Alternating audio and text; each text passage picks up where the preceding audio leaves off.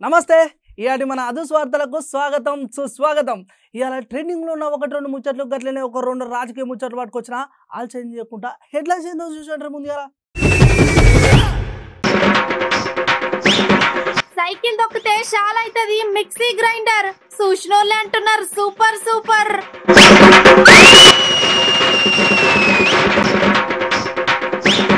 మనతానే ఎక్కువ వాడుతుర్రు ఈ స్మార్ట్ ఫోన్లు, ఇట్లనే ఎక్కువ వాడితే వస్తాయంట లేనిపోని రోగాలు.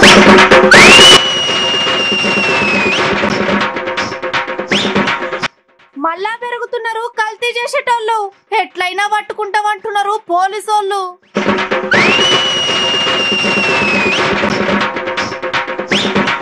సీఎం నోడిస్తా అని లీడర్లు పెడుతుర్రు మీటింగ్, హైటంగా ఎట్టట్టున్నది కదా పెద్ద ఫైటింగ్.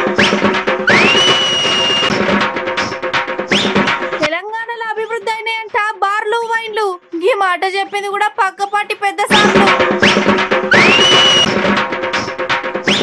మార్కెట్ లో ఎక్కడ చూసినా తీరొక్క రాకీలు, ఎంత రేట్ అయినా కొనుడే అని అంటుర్రు అక్క చెల్లెళ్ళు. అరే మన అదర్స్ న్యూస్ లాగి టాలెంట్ సంబంధించిన ముచ్చట్లు చెప్పుకోక చాలా రోజులు అవుతున్నాయి కదా. చలో గందుకోసమే మీకు ఒక మంచి వార్త పట్టుకొచ్చిన. పొలాలు చూస్తే గింతనే ఉన్నారు కానీ దిమాకులో మాత్రం చాలా ఆలోచనలు ఉన్నాయి. అయితే వీళ్ళ ఆలోచన చూడంగానే నాకు సైన్మా యాదకొచ్చింది. ఇక సైన్మా ఏంది ఏం కథ అనేది నేను తర్వాత చెప్తా అని ముందరైతే వీళ్ళ ఆలోచన చూడరు. గిర్ర గిర్ర తిరగాల్సిన మిక్సీ గ్రైండర్ గిట్లా సైకిల్ టైర్ దాకానే తిరుగుతుంది అన్నారు పరిశాన్ కాకుండా. అగో ఇక్కడ కనబడుతున్న విద్యార్థులు గల దిమాకులతో ఇంత పని పెట్టి అగో గిసంటూ ఉపాయం చేసిండ్రు అన్నట్టు. అగో మరి పెద్ద మిక్సీ గ్రైండర్ అయినా చిన్నపాటి మిక్సీ గ్రైండర్ కూడా ఏమైనా తిరుగుతుందా అని ఆలోచన చేస్తుండ్రే. ఇక చూడుండ్రి, అగో సైకిల్ కున్న షేను చిన్నగా మిక్సీ తగిలిచ్చి మంచిగా ఉపాయం చేసిండ్రు కదా. అగో ముందటిన్న పొలగాడు సైకిల్ దొక్కుతుంటే చిన్నగా వెనక మిక్సీలో బ్లేడ్ తిరుగుతూనే ఉన్నాయి. ఇక మొత్తానికి ముచ్చటంతా కడప జిల్లా దగ్గర ఓ సర్కారు వల్ల అయింది అన్నట్టు. ఇక పిల్లలు చేసిన ఆలోచనకు గట్లనే వాళ్ళ కష్టపడి చేసిన ఉపాయాన్ని చూసి వాళ్ళని మెచ్చుకున్నారు. ఆయటానికి ఇప్పుడు వీళ్ళు జాతీయ స్థాయి పోటీలకు కూడా ఎంపిక అయినరు. రైట్, మొత్తానికి అదన్నట్టు ముచ్చట. పొలగాలు చేసిన ఉపాయానికి ఏం పేరు పెడితే మంచిగా ఉంటుందని మీరంటే మేమైతే ఒక పేరు చెప్తాం. అది ఏంటంటే కరెంటు లేకుండా తిరిగే మిక్సీ గ్రైండర్. అవు ఇప్పుడు ఈ విద్యార్థులు చేసిన ఉపాయాన్ని మనం గిట్లా ఇళ్ళలో వాడితే కరెంటు బిల్లు నుండి తప్పించుకున్న వాళ్ళం అయితే అని చెప్తున్నారు చాలా మంది. వారేవా మీరు పిల్లలు కాదు పిడుగులని మళ్ళీ పని నిరూపించుకున్నారు తమ్ముళ్ళు అని ఇట్లా చాలా మంది చాలా రకాలుగా మెచ్చుకుంటారు.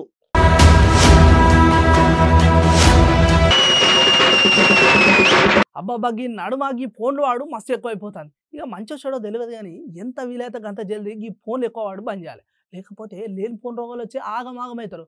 అగో ఈ ముచ్చట నేను కాదు చాలా మంది అంటున్నారు. అట్లనే పరిశోధనలు చేసిన పెద్ద సార్లు కూడా అంటున్నారు. ఇక గిట్లా నేను అన్నానని చెప్పేసి సార్లు చెప్పిళ్ళని చెప్పేసి ఈ ముచ్చట పక్కన పడేయకుండ్రి. జర ఓ పారి నిమ్మలంగా ఈ ముచ్చటని తినుండ్రి.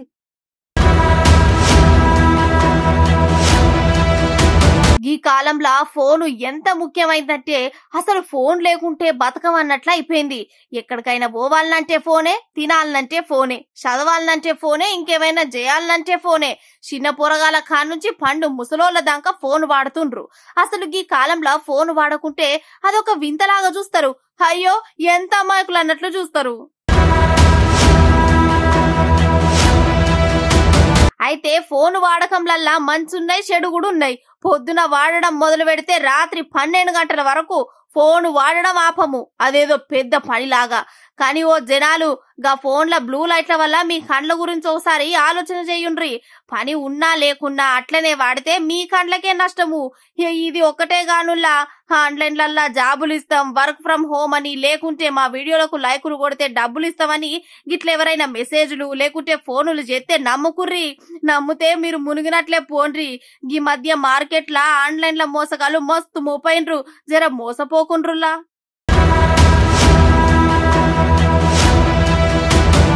మరి ఇంకో ముచ్చట ఏందంటే ఏడ్చినా ఫోనే, నవ్వించాలన్నా ఫోనే, ఆడుకోవాలనుకున్న ఫోనే, కొట్లాడాలన్నా ఫోనే. మరి అమ్మాయిలు ఎందుకు అన్ని ఫోన్లే అయితే? ఇక చిన్నప్పటి నుండే ఫోన్లు అలవాటు చేస్తే కండ్లకు అద్దాలు, జుట్టు రాలుడు, ఆలోచన తక్కువ అవుడు, తిండి తినకపోవడు, ఆఖరికి చదువు కూడా బుర్రలకు ఎక్కకపోవడు.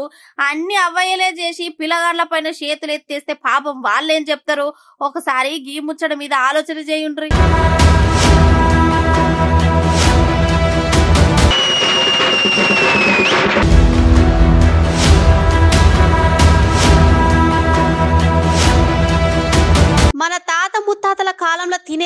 మస్తు శుభ్రంగా ఉండేది, తినే తిండి ఒంటికి పట్టేది, మస్తు ఆరోగ్యంగా ఉండేది, అసలు రోగాలనేవే ఉండకపోతుండే. కానీ ఇప్పుడు ఎక్కడ చూసినా కాలుష్యమే. ఇక పట్నంలో అయితే రోడ్లు కాలుష్యమే, నీళ్లు కాలుష్యమే, పీల్చుకునే గాలి కూడా కాలుష్యమే. ఆఖరికి ఇప్పుడు తినే తిండిని కూడా కాలుష్యంతో తయారు చేస్తున్నారు కొంతమంది మాయగాళ్ళు.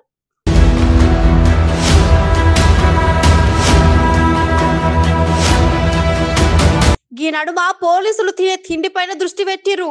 ముందు పిల్లలు తినే చాక్లెట్లు, తర్వాత ఐస్ క్రీంలు, ఆ తర్వాత కూరలు వేసుకునే అల్లంలో కూడా కల్తీ చేసి అమ్ముతున్న కేటుగాలని పట్టుకున్నారు.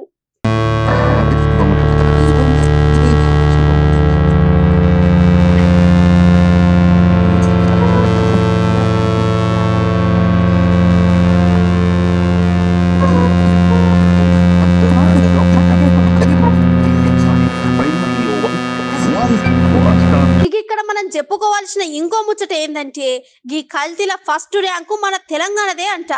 ఏందో ఏమో అసలే రోజులు బాలేవంటే ఈ కల్తీగాలకి ఇదేం సంబరమేమో కానీ తినే తిండిలో కూడా కల్తీ చేసి చంపుతారు. అయితే ఈ కల్తీలు జరగనీకి వెనకాల ఎవరైనా రాజకీయ నేతలు ఉన్నారా అని కొంతమంది ముచ్చటిన నెటిజన్లు అంటున్నారు. ఎవరు అనుమతి లేకుండా అంత ధైర్యంగా అన్ని కల్తీలు ఎట్లా తయారు చేస్తారని అడుగుతున్నారు నెటిజన్లు. ఏది ఏమైనా కానీ జర తినే తిండిలో కల్తీనే ఆగిపోయేలా చేయండి అంటున్నారు జనాలు.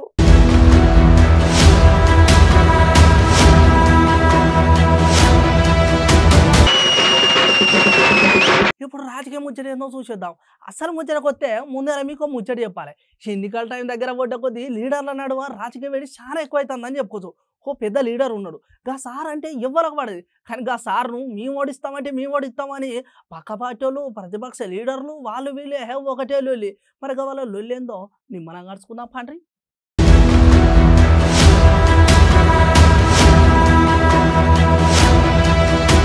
రైట్, ఇక ఎన్నికల టైం దగ్గర పడ్డ కొద్ది లీడర్ల నడుమ రాజకీయ వేడి చాలా ఎక్కువ అవుతుందని చెప్పుకోవచ్చు. ఇక ఒక పెద్ద లీడర్ ఉన్నాడు, గా లీడర్ పేరు ఏంటంటే సీఎం కేసీఆర్ సారు. ఇక సార్ను ఎట్లయినా ఓడిస్తామని చెప్పేసి ఒక పార్టీ కాకపోతే ఇంకో పార్టీ అంటేనే ఉన్నారు. అవు ఇటు దిక్కు చూసుకుంటే చేతి గుర్తు పాటైనా, మరి అటు దిక్కు చూసుకుంటే కమలం పువ్వు అయినా, ఏ పార్టీ వాళ్ళైనా కథం అరే పోటీ పడి మరి నేనే ఓడిపిస్తా అని చెప్పేసి అంటుండ్రు. ఇక మరి ఎవరు ఓడిపిస్తారో ఏం కథను ఇక ఐటంక ముచ్చట. కానీ మొదగాలైతే ఒక పార్టీలోకి వెళ్ళి పెద్ద సార్ మాట్లాడుతాడు. గా సార్ మాటలు అయితే నుండ్రి.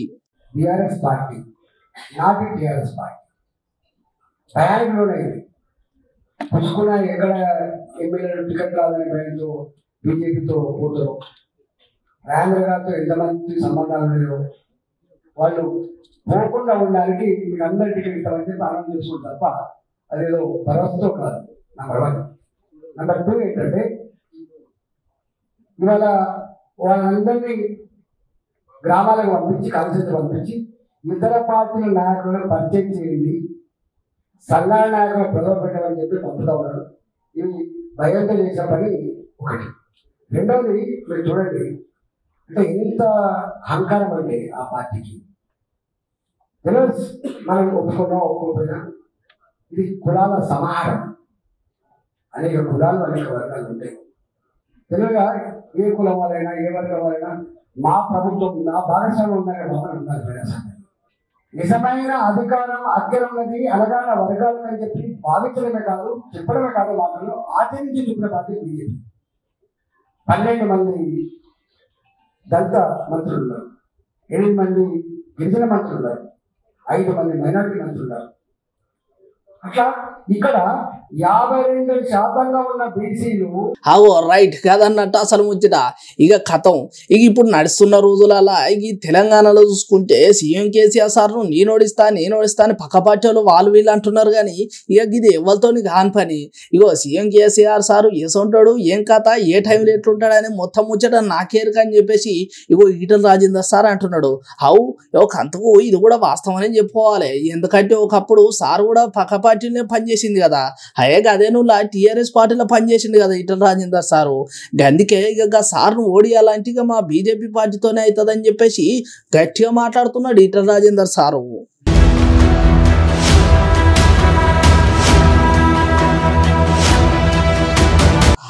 గీసారు ముచ్చట గిట్లున్నది కదా.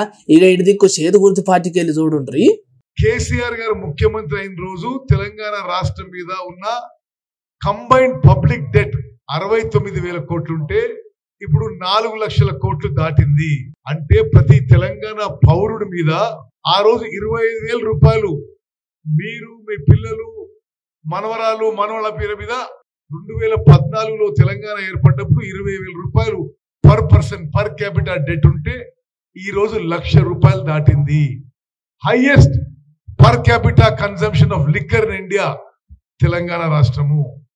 హైయెస్ట్ కరప్షన్ తెలంగాణ రాష్ట్రము.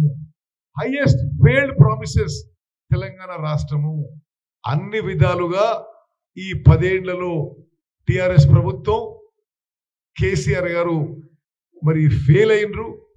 ప్రభుత్వం మరి తప్పనిసరిగా అన్ని విధాలుగా అన్ని రంగాల్లో విఫలమైనరు. కాంగ్రెస్ పార్టీ గెలవడం ఖాయమని చెప్పి మనం చేస్తున్నాం. ఒక నిమిషం మీకు వాళ్ళు ఏ ప్రామిసెస్ ఏ స్లోగన్స్ మీద అధికారంతో ఒక్కసారి మనం అందరం గుర్తు చేసుకుందాం. వాళ్ళ ఫ్లాగ్షిప్ ప్రామిసెస్ దళిత ముఖ్యమంత్రి చేస్తానడు. దళిత ముఖ్యమంత్రి కాదు కదా. రైట్. ఇక సార్ ముచ్చట ఇది అన్నట్టు తెలంగాణలో రాబోయేది చేతి గుర్తు పార్టీ అంట. అగో అది పక్కనట. మళ్ళీ ఇక దాంట్లో అటు ఇటు చెప్పాల్సిన అవసరమే లేదట, ఆలోచించాల్సిన అవసరం అంతకన్నా లేదంట. ఇక ఈసారి అంతా ముచ్చటకి ఇట్టుంటే వాడి దిక్కు చూసుకుంటే మన సీఎం కేసీఆర్ సార్ ఏమంటున్నాడు, మొదలు చాలు చేసినప్పుడేమో 50 సీట్లతో గెలిచినాం, మొన్నటి చూసుకుంటేనేమో మరి 70 సీట్లతో గెలిచినాం. ఇక ఈసారి అయితే 105 సీట్లతోటి కూడా రాబోయేది బీఆర్ఎస్ పార్టీ, ఇక మీరు చూడాలని చెప్పేసి సార్ చెప్తున్నాడు. మరి ఈ సార్ ఏమో 70 సీట్లను మొత్తం మేమే కైవసం చేసుకుంటామని చెప్పేసి ఉత్తమ్ కుమార్ రెడ్డి సార్ అంటున్నాడు. ఈ ఎవరి పార్టీకి వెళ్తుంది ఏందో ఏమో తెలియదు, కానీ ఈ కొట్లాట లాపించారా పబ్లిక్ ఏం చేయాలో గదా ఆలోచన చేయండి సార్ అని చెప్పేసి ఇంకో కొంతమంది అంటున్నారు. అరే వా, మొత్తానికైతే తెలంగాణ రాజకీయ వేడి చాలా ఎక్కువైతుంది.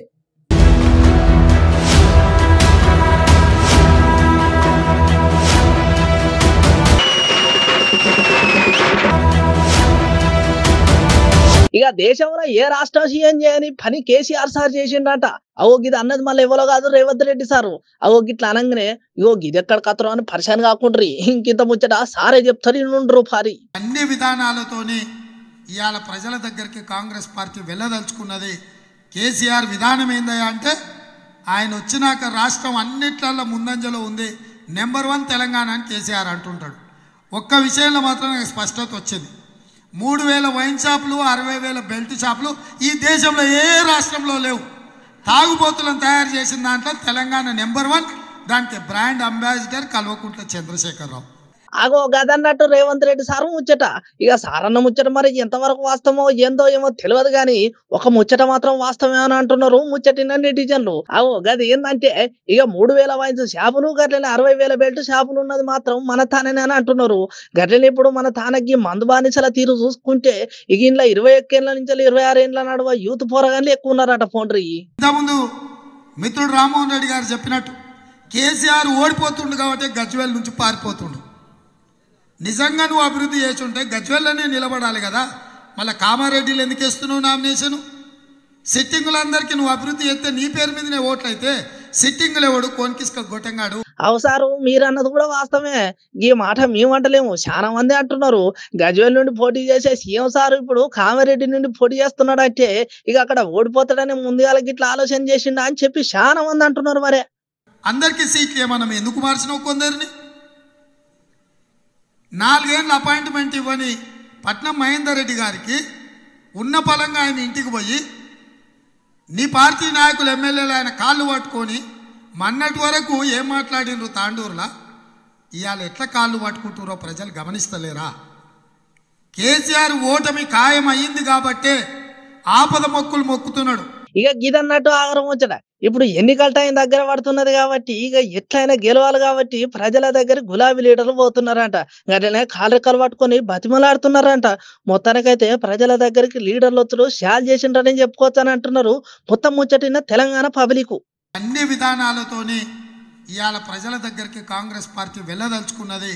కేసీఆర్ విధానం ఏందయ్యా అంటే, ఆయన వచ్చినాక రాష్ట్రం అన్నిట్లలో ముందంజలో ఉంది, నెంబర్ 1 తెలంగాణ అని కేసీఆర్ అంటుంటాడు.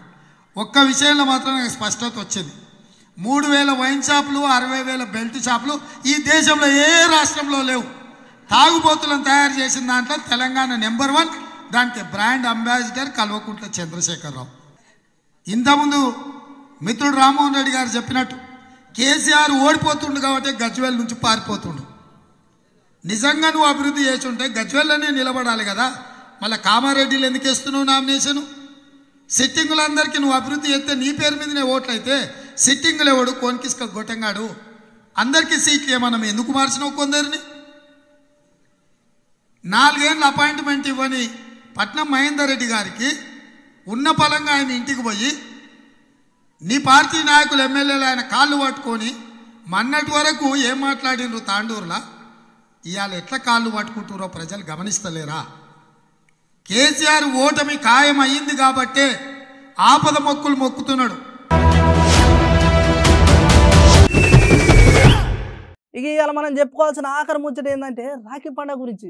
అయితే అయ్యగారులను అడుగుతానేమో ఇవాళ రాత్రి 2 గంటలకే చాలు చేస్తే రేపు పొద్దుగల 7 గంటల వరకు రేఖలు కట్టుకోవచ్చు అని చెప్పిండ్రు. ఇప్పుడు ఈ ముచ్చటంతా మన తానే నడిచేది. పండగ పూట నేను ఇప్పుడు మీకు ఇంకో ముచ్చట చెప్తా, గదేందో వినుండ్రి.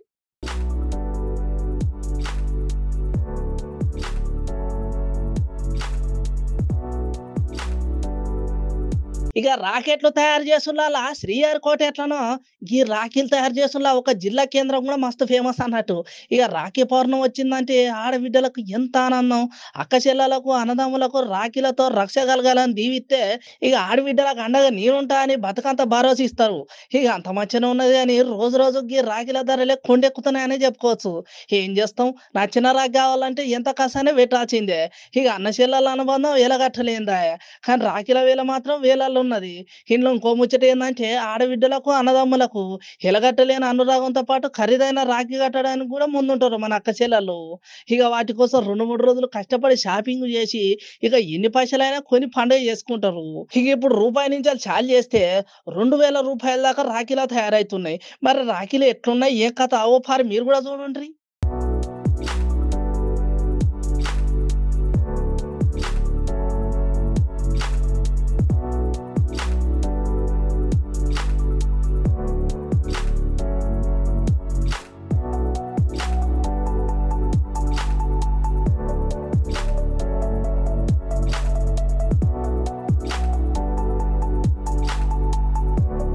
రాఖీలు ఆడబిడ్డలకు మాత్రం కాకుండా వ్యాపారులకు కూడా ఇంత ఆదాయం అవుతుందని చెప్పేసి చాలా మంది చాలా రకాలుగా అంటున్నారు.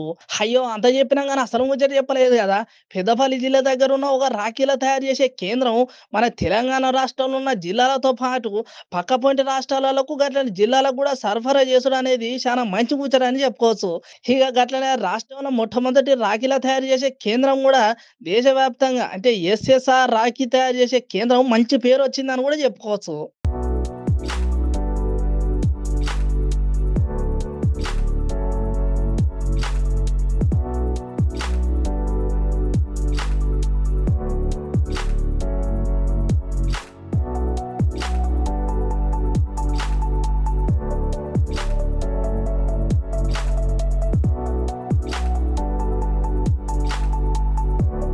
అగో మరి పెద్దపల్లి జిల్లా కేంద్రం దగ్గర ఇప్పుడు పక్కపొంటి రాష్ట్రాల నుంచి కూడా వచ్చి కొంటున్నారని చెప్పినాం కదా నువ్వు. మరి వాళ్ళు ఏమంటారు కూడా ఒక పారి నూర్రి. నేను రాఖీలో గత 10 సంవత్సరాలు 12 సంవత్సరాల నుంచి అమ్ముతున్నాను. ఇది వరకు నేను విజయవాడకి వెళ్ళాను, కలకత్తాకి వెళ్ళాను, అన్ని చోట్ల తిరిగాను. కానీ నాకు లాస్ట్ ఇయర్ యూట్యూబ్ ఛానల్ ద్వారా నాకు SRR రాఖీ తెలిసింది. ఇక్కడికి వచ్చాక నాకు చాలా సాటిస్ఫై అనిపించింది. ఇక్కడ రేట్లు కానీ, ఇక్కడ మోడల్స్ కానీ, ఇక్కడ కస్టమర్స్ తో సేట్ గారు బిహేవియర్ కానీ చాలా మంచిగా అనిపించింది. సో నేను ఇది సెకండ్ టైం రావటం, నాతో పాటు ఇంకో ముగ్గురు తీసుకొచ్చాను. నా సజెషన్ ఏంటంటే మీకు ఒకవేళ రాఖీలు కావాలి అంటే తప్పకుండా మీరు SRR రాఖీ రండి, మీరు సాటిస్ఫై అవుతారు. మీకు ఇటువంటి మోడల్స్ ఇట్లాంటి రాఖీలు ఈ రేట్ లో మొత్తం తెలంగాణలో నార్త్ ఇండియాలో కానీ ఎక్కడ దొరకదు, అంత అది మాత్రం గ్యారెంటీ. ఇక్కడ పెద్దపల్లిలోని SRR రాఖీ సెంటర్ కి ప్రతి సంవత్సరం వస్తాము. ఇక్కడ అన్ని రకాల డిజైన్స్, పిల్లలవి పెద్దలవి రాఖీలు, లేటెస్ట్ మోడల్స్ చాలా బాగుంటాయి. అండ్ రేట్స్ కూడా చాలా రీజనబుల్ ప్రైస్ లో అందరికి అందుబాటులో ఉంటాయి. ఇక్కడ మాకు చాలా నచ్చుతాయి, అందుకే ప్రతి సంవత్సరం కూడా ఇక్కడికే వస్తాము. గత 8 సంవత్సరాల కింద మేము పెద్దపల్లిలో రాఖీ తయారీ కేంద్రం అనేది ఏర్పాటు చేయడం జరిగింది.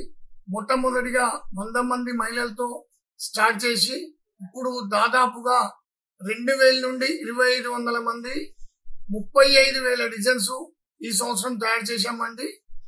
ఈ 25,000 స్క్వేర్ ఫీట్లలో ఇండియాలోనే మొట్టమొదటిసారిగా అతిపెద్ద షోరూమ్ ఏర్పాటు చేసి వారికి నచ్చిన వారికి మెచ్చిన నాణ్యతతో కూడిన రాఖీ అతి తక్కువ రేట్లో ఇండియాలో ఎక్కడ దొరకదు అని చెప్పి ఈ రేట్లో అంటే మేము చెప్పడం కాదు, మీరు వచ్చి చూసి మీరు ఏంటిది కదా అని చెప్పండి ఇది కరెక్ట్ అని చెప్పి మీరు చెప్పాలా. మేము దేశ విదేశాల నుండి ముడి సరుకులు తెప్పించి అతి తక్కువ రేటుకే అంటే ఓన్లీ మాకు SRR అనే పేరు సంపాదించడం కొరకు మాత్రమే మేము ఈ రాఖీ అనే వ్యవస్థ ఏర్పాటు చేశాము. దాదాపుగా ప్రత్యక్షంగా పరోక్షంగా మా రాఖీ వ్యవస్థ నుండి ఒక 10,000 మంది ఉపాధి పొందుతున్నారు అనడానికి మేము ఎంతో సంతోషపడతాము. మాకు వేరే వ్యవస్థలు ఉన్నాయి కనుక రాఖీ వ్యవస్థ ఇన్నారులా మన తానయ్యో గట్లుంటది అన్నట్టు రేటు కూడా తక్కువ ఉన్నది కాబట్టి వస్తున్నారట, మంచిగా కొంటున్నారట. కొన్నాక జరింత నిమ్మలం కూడా అవుతున్నారట. అరే వా మంచిగా దొరుకుతున్నాయి రేడా అని చెప్పేసి గట్లుంటది మన తాన. ఇక పెదపల్లి జిల్లా కేంద్రంలో తయారు చేస్తున్న రాఖీలు రూపాయి నుంచి ఛార్జ్ చేస్తే 2,000 దాకా ఉన్నాయట. ఈ అగ్గోల దొరికేసరికి అన్ని వర్గాల ప్రజలు అంటే ఇక చిన్న పెద్ద తేడా లేకుండా వీళ్ళు అందరూ వచ్చి కొంటున్నారట. సంబరంగా పండుగ కూడా చేసుకుంటున్నారు పోట్రీ.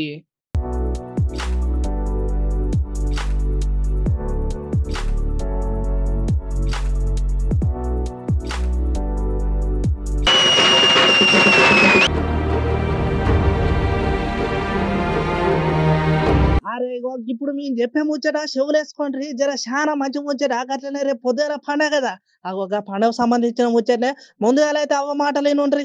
ఎటు పోతున్నావు? ఎందుకు? మీదేవురు? కొత్తపల్లి నుండి ఎటు పోతున్నావు? ఎటు నడుచుకుంటానే పోతావా? ఎవరున్నారు అక్కడ? తమ్ముడు ఉన్నాడా? తమ్మునికి రాక కడతావా? చూసినారులా ఇన్నారులా ముచ్చట ఏ తిరుగున్నదా?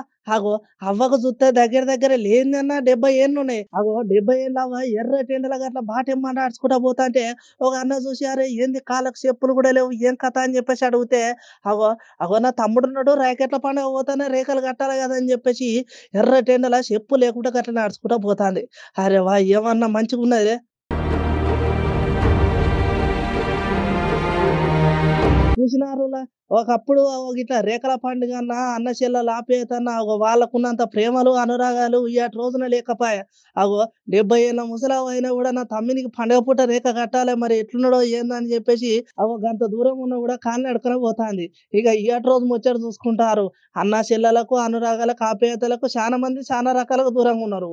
రాకిట్ల పండుగ అంటే ప్రేమ లేదు, ఓ సంబరం లేదు, ఓ ముచ్చట లేదు, ఏమి లేదు. ఎవరి తీరు వాళ్ళదే. అన్న అక్కడే ఉంటది, చెల్లె ఎక్కడనే ఉంటది. ఆలోచన లేదు, ఆత్రం లేదు.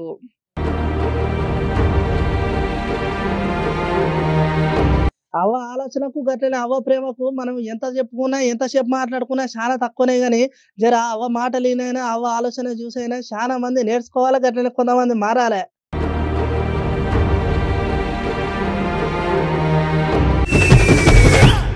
టైం అయిపోయినట్టే కదా. ఈ 7 వార్తలు అయితే ఇవే. రేపటి వార్తలలో మళ్ళీ కలుసుకుందాం. గంతవరకు చూస్తూనే ఉంటారు మన అమ్మ న్యూస్. నమస్తే.